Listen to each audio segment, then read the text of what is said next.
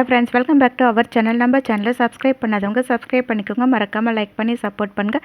நாளைக்கான எபிசோடில் என்ன நடக்குது பார்த்தீங்கன்னா, ஆதியோட கம்பெனியில் இருக்க போர்டு மெம்பர்ஸ் எல்லாருமே பாரதியை செலக்ட் பண்ணிவிடுவாங்க. அப்போ ஸ்வேதா வந்துட்டு எனக்கு இதில் கொஞ்சம் கூட இன்ட்ரெஸ்ட் இல்லை அப்படின்வாங்க. என்ன காரணம் தெரிஞ்சுக்கலாமான்னு எல்லாருமே கேட்கும்போது, அப்போ ஸ்வேதா வந்துட்டு அவங்க தான் சொன்னாங்கல்ல, எனக்கு இந்த ஆஃபீஸில் ஒர்க் பண்ணுறதுக்கு கொஞ்சம் கூட இன்ட்ரெஸ்ட் இல்லைன்ட்டு. திடீர்னு வந்து இந்த மாதிரி சொன்னவங்கள நம்ம எப்படி ஹையர் பண்ண முடியும்? அதுவும் இல்லாமல் நம்ம எடுக்க போகிறது ஹையர் போஸ்டிங்க்கு, இந்த மாதிரி ஆளெலாம் இதுக்கு செட் ஆக மாட்டாங்க அப்படின்வாங்க. அதை கேட்ட போர்டு மெம்பர்ஸ் எல்லாமே இல்லை, பாரதி வந்து அவங்களோட குவாலிஃபிகேஷன் எல்லாமே பக்காவாக இருக்குது, இந்த மாதிரி ஒரு ஆள் நம்ம கம்பெனிக்கு வந்தால் சூப்பராக இருக்கும் அப்படின்னு வந்து ஆதிக்கிட்ட சொல்லுவாங்க. ஆதியும் வந்துட்டு ஓகே அப்படின்னு வந்து சொல்லிட்டு இருப்பாங்க. அப்போ பாரதி வந்துட்டு ரொம்ப தேங்க்ஸ் சொல்லிட்டு அப்படியே ஆதியை முறைச்சி பார்த்துட்டு இருப்பாங்க. அப்போ ஸ்வேதாவும் பாரதியும் முறைச்சி பார்த்துட்டு இருப்பாங்க. பாரதி அங்கேருந்து போவாங்க. அப்போ ஆதி மனசுக்குள்ளேயே என்ன இவங்க செலக்ட் ஆனதுக்கப்புறமும் இப்படி முறைச்சி பார்க்குறாங்களே அப்படின்னு வந்து நினச்சிட்டு இருப்பாங்க. நெக்ஸ்ட் சீனில் ஸ்வேதா வீட்டில் உட்காந்துட்டு இருப்பாங்க. அப்போ ஹரி வந்து என்னாச்சுமா, ஏன் உன் முகம் ஒரு மாதிரி இருக்குது அப்படின்னு வந்து கேட்பாங்க. அதுக்கு ஸ்வேதா வந்துட்டு எல்லாமே அந்த பாரதி தான் அவள் வீட்டுக்குள்ளே வந்ததுலேருந்து பிரச்சனை மேலே பிரச்சனையாக இருக்குது அப்படின்னு நடந்த விஷயம் எல்லாத்தையுமே சொல்லிட்டு, இந்த பாரதி மட்டும் வரலன்னா இந்த மாதிரி எதுவுமே நடக்காதுன்னு பேசிகிட்டு இருக்கும்போது கரெக்டாக பார்த்தீங்கன்னா ஆதி பாரதி ரெண்டு பேருமே உள்ளே வருவாங்க. அப்போ ஸ்வேதா வந்து ஆதியை பார்த்து, மாமா நீங்கள் எதுக்காக இந்த மாதிரி ட்ராமா பண்ணுறீங்க அப்படின்வாங்க. அதை கேட்ட ஆதி என்ன சொல்கிற ஸ்வேதா, எனக்கு ஒன்றும் புரியல அப்படின்வாங்க. இங்கே பாருங்கள் மாமா, நீங்கள் பாரதியை தான் செலக்ட் பண்ண போகிறோன்னா எதுக்கு தேவையில்லாமல் இந்த இன்டர்வியூ வச்சுட்டு நீங்கள் பாரதியை செலக்ட் பண்ணியிருக்கலாம்ல, அதை விட்டுட்டு எதுக்காக இந்த மாதிரிலாம் நடந்துக்கிறீங்க அப்படின்னு வந்து சொல்லி கேட்பாங்க. அதை கேட்டவுடனே ஆதி வந்து, இது பாரு ஸ்வேதா, இது புது கம்பெனி, அங்கே இருக்க போர்டு மெம்பர்ஸ் எல்லாருமே இன்டர்வியூ வச்சு தானே பாரதியை செலக்ட் பண்ணாங்க, இதில் நான் என்ன சொன்னேன் அப்படின்னு வந்து கேட்டுட்டு இருப்பாங்க. அப்போ ஹரி வந்துட்டு இதெல்லாம் நம்புகிற மாதிரியே இல்லை மாப்பிள்ள அப்படின்வாங்க.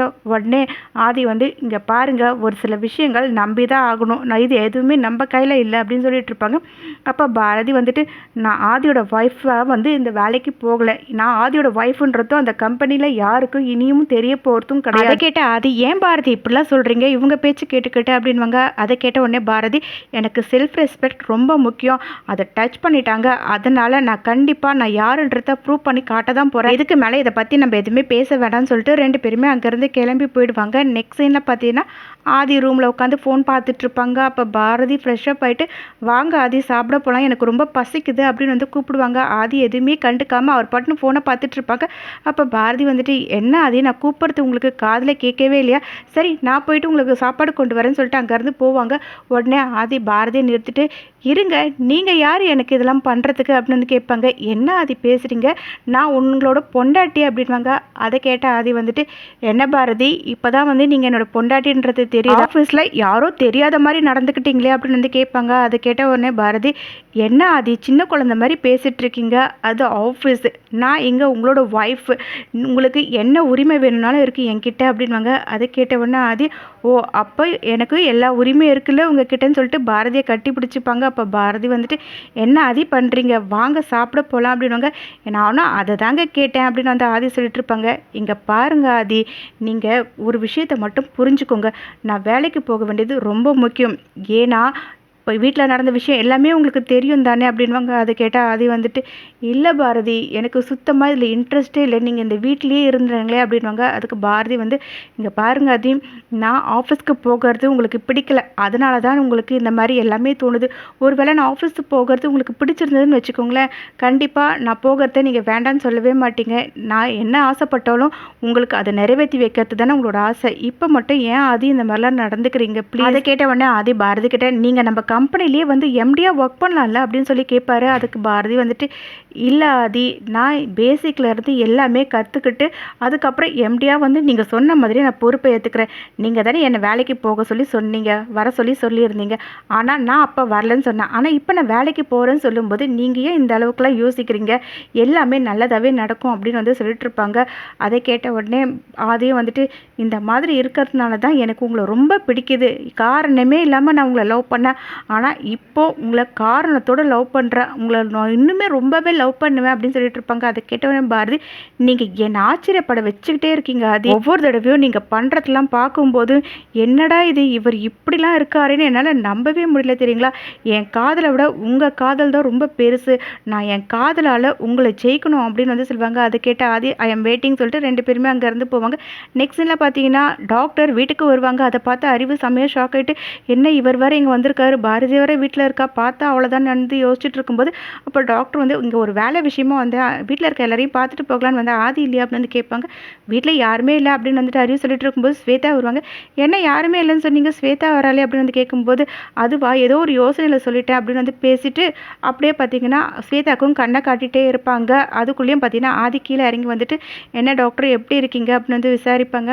அப்போ டாக்டரும் வந்து உங்களை கல்யாணத்தில் பார்க்க முடியாமல் போயிடுச்சு, அதனால தான் உங்களை பார்த்து விஷ் பண்ணிட்டு போகலான்னு வந்தேன், நீங்கள் நல்லா இருக்கீங்களா அப்படின்னு வந்து கேட்பாங்க. அதுக்கு ஆதி வந்துட்டு நான் ரொம்பவே நல்லா இருக்கேன் டாக்டர். அப்போ டாக்டர் வந்து ஆதிக்கிட்டே நீங்கள் அந்த ஆம்புலன்ஸ் டிரைவரோட நம்பர் வாங்கிட்டு போனீங்களா, அந்த ஃபேமிலி யாருன்றதை கண்டுபிடிச்சிட்டிங்களா அப்படின்னு வந்து கேட்பாங்க. அதை கேட்ட ஆதி ஆல்மோஸ்ட் எல்லாமே கண்டுபிடிச்சிட்டாங்க, நான் கல்யாணத்தில் இருந்ததுனால என் ஃப்ரெண்டு தான் எல்லாத்தையும் பார்த்துக்கிட்டான், ஆனால் அவங்களுக்கும் ஏதோ மேரேஜ் ஆக போகிறதுனால நம்ம போய் டிஸ்டர்ப் பண்ண வேண்டாம், பழைய விஷயங்கள் ஞாபகப்படுத்த வேண்டாம்னு சொல்லிட்டு நாங்கள் அவங்கள போய் பார்க்கவே இல்லை அப்படின்வாங்க. அதை கேட்ட உடனே டாக்டரை பார்த்துட்டு உங்களோட ஒய்ஃபை நான் பார்க்கணும்ல அப்படின்னு வந்து சொல்லி கேட்பாங்க. அதுக்கு ஆதி நீங்கள் வெயிட் பண்ணுங்கள் நான் போய் கூப்பிட்டு வரேன்னு சொல்லிட்டு அங்கேருந்து போவாங்க. இங்கே அறிவு மனசுக்குள்ளேயே இந்த டாக்டர் மட்டும் பாரதியை பார்த்தா அவ்வளோதான் கதை முடிஞ்சதே அப்படின்னு வந்து டென்ஷன் ஆகிட்டு இருப்பாங்க. இதை பார்வதியும் பார்த்துட்டு ஐயோ இந்த ஆள் இன்னும் இங்கே வந்து உட்காந்துட்டு இருக்காரு, இதை மட்டும் பாரதி பார்த்தா அவ்வளோதானே அவங்களும் டென்ஷன் ஆகிட்டு இருப்பாங்க. கரெக்டாக பாரதியும் கீழே இறங்கி வருவாங்க.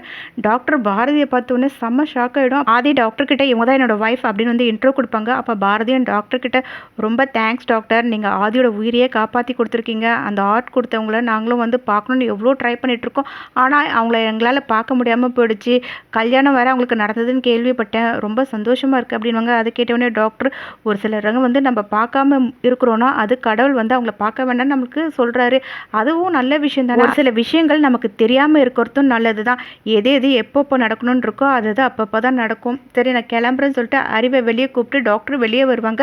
அப்போ டாக்டர் அறிவை பார்த்துட்டு நீங்கள் பண்ணி வச்சுருக்க காரியம் மட்டும் வெளியே தெரிஞ்சால் என்ன ஆகும் தெரியுமா, நான் தான் ஏற்கனவே உங்கள் பொண்ணோட கல்யாணத்தில் அந்த பொண்ணை பார்த்து சொல்லிட்டு இருந்தல, இப்போ பாருங்கள் என்ன நடந்திருக்கு அப்படின்வாங்க. அதை கேட்ட அறிவு நானும் வந்து எவ்வளோ தடுக்க பார்த்தோம், ஆனால் ஒன்றும் பண்ண முடியாமல் போயிடுச்சு, அவங்களுக்கு கல்யாணம் நடந்துடுச்சு அப்படின்வாங்க.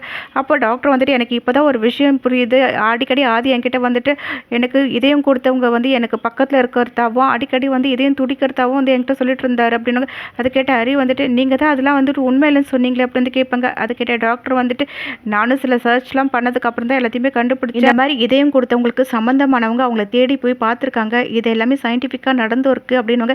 என்ன டாக்டர் சொல்கிறீங்க அப்படின்னு அந்த அறிவு கேட்கும்போது அப்போ டாக்டர் வந்துட்டு இங்கே பாருங்கள், ஒருத்தரோட இதயத்தை எடுத்து கொடுக்கறதுக்கு நான் எதுக்காக ஒத்துக்கிட்டேன்னு நம்ம மாட்டிக்க மாட்டோம் தான், ஆனால் யாரை வந்து வாழ்க்கை பூரா ஆதி சந்திக்க மாட்டார் நினச்சோமா அவங்களே கல்யாணம் பண்ணிட்டு வந்திருக்காரு, இது எங்கே போய் முடிய போகுதுன்னு தெரியல அப்படின்வாங்க. அதை கேட்ட அறிவு நீங்கள் சொல்கிறது எல்லாமே எனக்கு புரியுது, இது என்ன பண்ணுறது அப்படின்னு வந்து கேட்பாங்க. அதுக்கு டாக்டர் வந்துட்டு இவங்க ரெண்டு பேரும் சேர்ந்ததுக்கு பின்னாடி ஏதோ ஒரு காரணம் இருக்குதுன்னு நினைக்கிறேன், இதுக்கு மேலே இந்த விஷயம் பெருசாகாமல் பார்த்துக்கோங்க, அதுதான் உங்களுக்கும் நல்லது எனக்கும் நல்லது, ஏன்னா என்னோட லைசன்ஸ் கேன்சல் ஆகாமல் நீங்கள் தான் பார்த்துக்கணும் அப்படின்னு சொல்லிட்டு டாக்டர் அங்கேருந்து கிளம்பி போயிடுவாங்க.